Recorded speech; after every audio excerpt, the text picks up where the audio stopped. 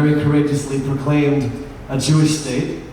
In the same sentence, he said a Jewish state which protects the rights of all minorities in Israel as well. According to his writings, it seems that by November of 1948, he thought that we would have peace with our neighbors, and then at that point, we could start figuring out what does it mean to have a Jewish state. We haven't had peace with our neighbors ever since, and we've never had that conversation. I'm not even talking about Jewish and democratic. Just what does it mean to have a Jewish state? And I would venture to say that if you polled 120 members of Knesset, or let's limit it to the 105 Jewish members of Knesset for the moment, and ask them, what does a Jewish state mean? I think you'd get 105 different answers.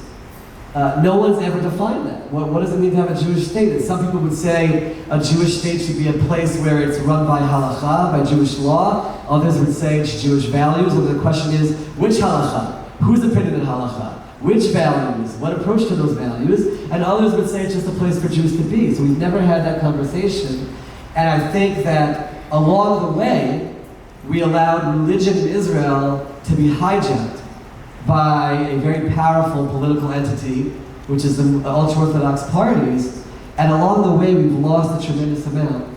I travel around Israel and I meet with especially secular Israelis, and that term secular, by the way, is a term that I'll just use for our conversation. I've learned that secular Jews, quote-unquote secular Jews in Israel, make Kiddush on Friday night, light Shabbat candles, light Hanukkah candles, fast on Yom Kippur, don't eat chametz on Pesach. It's a terminology we throw out there, but they're not really secular. They're believers and they live a very traditional Jewish life. But young secular people say the following. First they say, we hate Judaism. Think about that for a moment.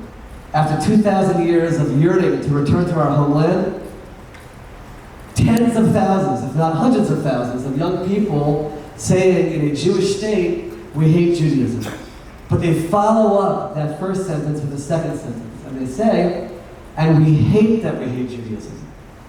Meaning they're not looking for a way out, they're looking for a way in.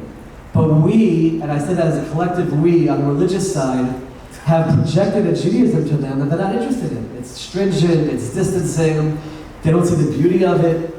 And that's something which happened because we were so caught up in right-wing against left-wing and fighting wars, etc., and we didn't deal with the religious issues. So thank God, over the last few years, that conversation has at least started.